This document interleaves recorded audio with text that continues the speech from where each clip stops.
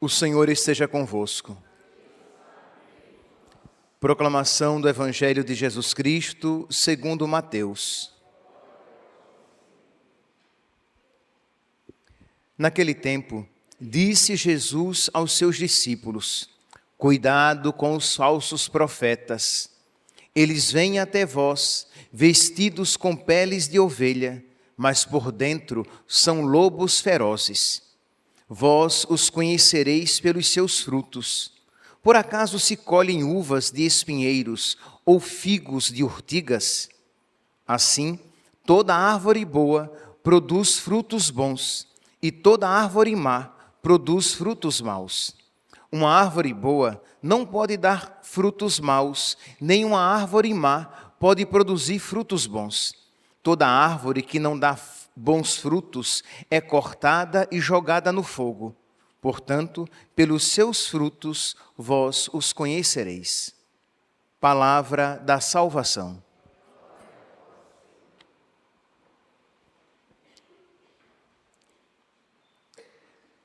Caríssimos irmãos e irmãs, o Evangelho de hoje é uma continuação imediata do Evangelho de ontem. Nós estamos hoje em Mateus, capítulo 7, versículo 15, e ontem nós ouvíamos o Evangelho de Mateus, capítulo 7, os versículos 6, do 12 ao 14. Começamos hoje com o versículo 15, então estamos numa continuação. E ontem nós ouvíamos Nosso Senhor dizendo: entrai pela porta estreita, porque larga é a porta e espaçoso é o caminho que leva à perdição, e muitos são os que entram por ele. Então, nós refletíamos ontem que esta palavra de Nosso Senhor é uma palavra não muito simpática, porque Ele está deixando claro que a salvação se alcança com um certo esforço. Ou melhor, o certo aqui não está bem aplicado. A salvação se alcança com esforço. Esforçai-vos por passar pela porta estreita, porque muitos vão tentar e não vão conseguir, vai dizer Jesus agora em Lucas, no capítulo 12, no capítulo 13, versículo 24. Ou noutra passagem em que nós iremos ouvir que o reino dos céus é dos violentos. Então nós percebemos que isso requer um esforço, uma luta contra o homem velho e a mulher velha que existem em nós, marcados pelo pecado original. Mas o que é que diz o mundo? O mundo vai dizer que a salvação está garantida, de que você precisa se esforçar muito para perdê-la, porque Deus é amor e misericórdia, e ninguém vai ser condenado para o inferno. Então é isso o que o mundo apresenta. Diante desta palavra, que nós não vamos negar, é uma palavra firme de Nosso Senhor. Então, diante disso, Nosso Senhor, imediatamente depois, Ele vai dizer: cuidado com os falsos profetas. Por quê? Porque eles virão com um discurso agradável. Eles serão aparentemente mais simpáticos. Virão até mesmo tendo nos lábios um discurso cheio de misericórdia, de uma pseudo-misericórdia, de uma falsa misericórdia, porque por dentro eles são lobos ferozes. Eles vêm até vós vestidos com peles de ovelha, mas por dentro são lobos ferozes. Então aqui nós precisamos ter alguns critérios, e eu não pretendo, nesta rápida reflexão, eu não pretendo esgotar os critérios dos falsos profetas, mas nós podemos pegar alguns. Isto é, o falso profeta, em nome da estética, daquilo que vai parecer bonito para o mundo, ele subverte, ele modifica até os mandamentos de Deus. Então, vocês não vão encontrar nos lábios de um falso profeta uma clareza segundo o nosso Senhor. Então, os mandamentos são modificados. Aquilo que é caro, que é distintivo em Jesus Cristo e na sua mensagem, nunca será apresentado. Por quê? Porque ele está mais preocupado em ganhar, digamos, a quantidade, ganhar seguidores para a sua seita, para o seu pensamento, do que ser fiel a nosso Senhor, pagando até mesmo com o seu próprio sangue. São esses falsos profetas que eles não pregam, e infelizmente, meus santos, aqui eu estou falando de falsos profetas, e é este o sentido do Evangelho. Eu não estou falando de pregadores de outras religiões. Falso profeta é aquele que parece ser um profeta de Deus, assim como acontecia em Israel, pode e acontece na Igreja de Cristo. Então eu não estou falando de pregadores de outras religiões, eu não estou falando de pregadores de outras comunidades cristãs, de outras. Comunidade cristã é uma terminologia para falar dos protestantes. Eu não estou falando dos protestantes, eu estou falando a nosso respeito, sobre nós, isto é, sobre nós católicos, isto é, de nós estarmos atentos se não existe um falso profetismo entre nós. Lembrando que a voz da nossa consciência também é profeta para nós, né? Ela fala para nós, ela, de alguma maneira, ela nos catequiza. Então, cuidado também com aquilo que nós dizemos a nós mesmos em nome de Deus, para saber se isso nós estamos falando segundo Deus. Mas mas apliquemos aqui primeiramente àqueles que pregam para fora, que pregam para os outros. Então, um falso profeta, ele subverte os mandamentos de Deus. Um falso profeta, ele não prega, ele não promove um rompimento com o mundo e com o pecado. Por quê? Não precisa de tudo isso. Para que tudo isso? Afinal de contas, Deus é amor, Deus é misericórdia, Deus compreende você e Deus ama você como você é. Então, você percebe? A pessoa pega frases verdadeiras e as coloca num contexto mau, perverso, para justificar o pecado, para justificar a maldade. E, infelizmente, nós iremos encontrar muitos desses exemplos entre nós. Cuidado com os falsos profetas. Eles são aparentemente simpáticos, eles são agradáveis, mas por dentro eles são lobos ferozes. Por quê? Porque eles não são pastores segundo o coração de Cristo. É claro, nós poderemos também encontrar aqui, eu dei exemplos de um lado, de um extremo, nós poderíamos também aqui pegar aqueles que em nome de Deus, eles pregam o ódio, a divisão, a morte. Então, nós poderíamos também ver que não são profetas verdadeiros de Deus, de nosso Senhor.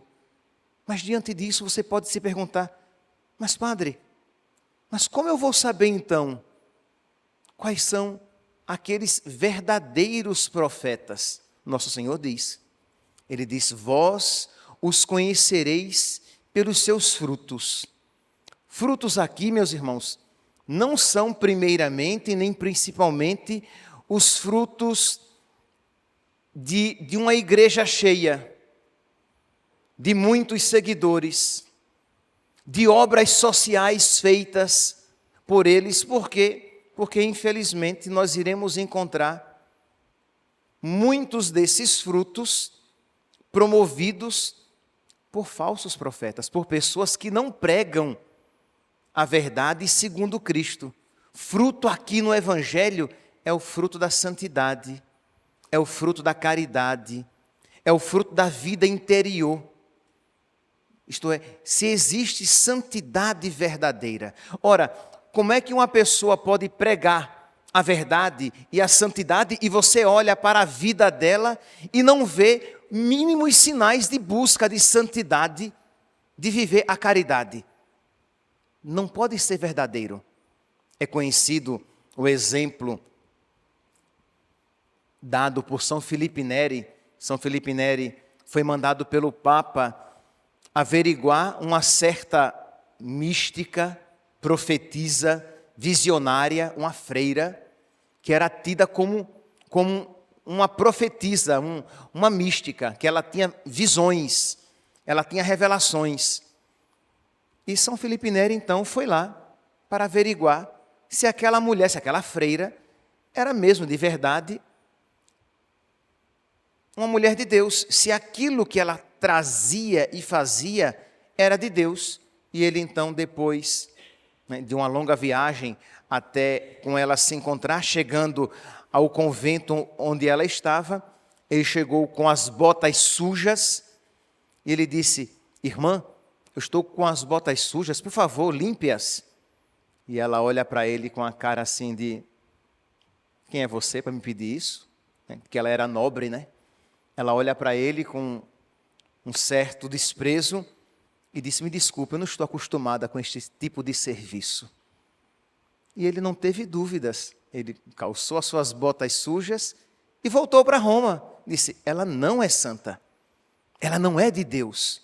Por quê? Porque percebeu que um dos sinais da santidade, que poderia estar ali, que seria apenas um pequeno sinal, não era um grande sinal de santidade se ela limpasse as botas de São Felipe Neri. Seria um pequeno sinal. Mas nem aquele pequeno sinal nela estava presente. Ele se levantou e foi embora, porque pelos seus frutos vós os conhecereis. Meus irmãos, são estes então os sinais que nós precisamos encontrar. São esses os critérios que nós precisamos aplicar. Por exemplo, há aparições. Vem alguém e diz: olha, Nossa Senhora está aparecendo ali, Jesus está aparecendo ali, os santos estão aparecendo ali.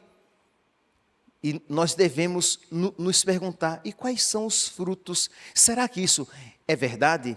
Quais são os frutos que eu observo naquele lugar daquelas pretensas aparições?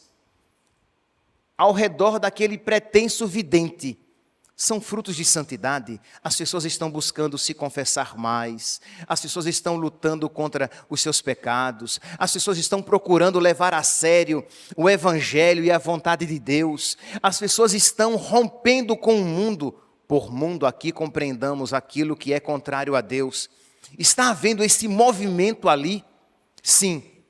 Então é possível que seja de Deus, pelo menos é um critério muito forte, porque os frutos são muito bons. Mas não, as pessoas continuam nas suas vidas erradas, porque elas não precisam de tudo isso, porque Deus, o vidente, o visionário, o místico, o profeta, ele fala tanto do amor de Deus e fala de uma maneira que não instiga as pessoas a uma mudança de vida. Porque é claro, é óbvio, pelo amor de Deus, eu não estou dizendo que nós não devamos falar a respeito do amor de Deus, da misericórdia, de que Deus quer que todos nós nos salvemos. Deus quer que todos os homens se salvem e cheguem ao conhecimento da verdade. Mas ao mesmo tempo que isso se diz, nós precisamos chamar as pessoas a uma mudança de vida, porque eu não posso, em nome de Deus, pregar a sem-vergonhice. Em nome do amor de Deus, da misericórdia de Deus, promover o egoísmo, a não mudança de vida. Então, precisamos estar atentos para esses sinais, que eles são sinais eloquentes de que os frutos bons denotam, indicam que a árvore é boa, de que aquilo vem de Deus, de que é um movimento do Espírito ali presente. E é claro que se isso vale para o profeta, para nós sabermos se ele é um profeta de Deus, ou se é um profeta do diabo, se aquele seu discurso de verdade vem de Deus ou vem do diabo, isso é válido para ele, mas é válido também para nós. Lembra que eu falei no início da homilia que a nossa consciência é também uma profetisa. Ela fala para nós. De alguma maneira ela prega para nós. E a pergunta é, aquilo que a nossa consciência nos fala, está nos levando a uma mudança de vida, a uma vida interior verdadeira, a uma configuração com Cristo, a uma luta contra os nossos desregramentos e os nossos pecados? Ou a nossa consciência diz, não, Deus ele compreende a sua história, Deus compreende tudo aquilo pelo qual você passou, e aí você vai se afagando a si mesmo, vai se afagando a si mesma e não vai mudando de vida, e não vai tendo uma vida de verdadeira santidade, não vai sendo guiado e movido por caridade, não vai buscando um rompimento com tudo aquilo que desagrada nosso Senhor, de modo que, se isso estiver acontecendo, você deve se perguntar, essa voz que tem falado dentro de mim, é de verdade a voz da minha consciência, a voz de Deus em mim? Ou é a voz do diabo que quer justificar os meus pecados, o meu egoísmo, a minha sem-vergonhice, a minha preguiça em mudar de vida? Cuidado com os falsos profetas, porque eles normalmente são muito agradáveis. Cuidado com os falsos profetas, porque eles normalmente são muito gentis. Eles vêm revestidos com pele de ovelha, mas na verdade são lobos ferozes que vêm para matar, roubar e destruir. Peçamos, meus irmãos, peçamos a Deus então que Ele nos dê primeiramente este critério espiritual para nós. Vamos aqui fechar essa homilia. Primeiramente este critério para nós. Será que eu tenho de verdade ouvido a voz de Deus em mim? Ou eu tenho ouvido a voz do mundo, a voz do diabo, a voz dos meus pecados? Isto é, eu tenho progredido na caridade, eu tenho lutado contra os desregramentos em mim? Porque entenda, todos nós devemos, e é algo verdadeiro, Deus me ama, Deus quer a minha salvação, Deus é misericórdia, não é que Deus é muito misericordioso, Deus é misericórdia. Então, Deus não me abandonará nunca. Só que quando essas verdades, elas são utilizadas para justificar a minha não mudança de vida, isso tem sido utilizado erroneamente, maleficamente pelo diabo para fomentar o seu pecado, a sua não mudança de vida, o seu egoísmo. Mas se você, quando você contempla a bondade de Deus, a misericórdia de Deus, o amor de Deus, você diz, eu quero ser bom também. Eu quero amar, eu quero ser movido por caridade, eu não quero ser movido pelos meus impulsos maus. Eu não quero, porque digo que Deus é misericórdia, eu não quero ser um sem vergonha, não, eu quero ser santo. Porque a palavra de Deus diz, sede santos como o vosso Pai do céu é santo, sede perfeitos como o vosso Pai do céu é perfeito. Então eu quero ser santo.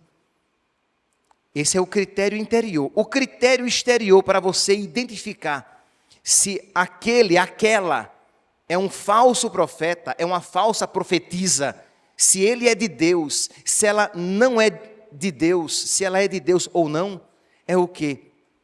Aquele seu discurso, aquele seu ensinamento, está de acordo com o ensinamento da igreja?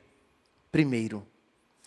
Segundo, aquele seu discurso, aquele seu ensinamento, está promovendo a santidade, a mudança de vida, a conversão, o rompimento com o mundo, o crescimento na vida interior, o crescimento na caridade?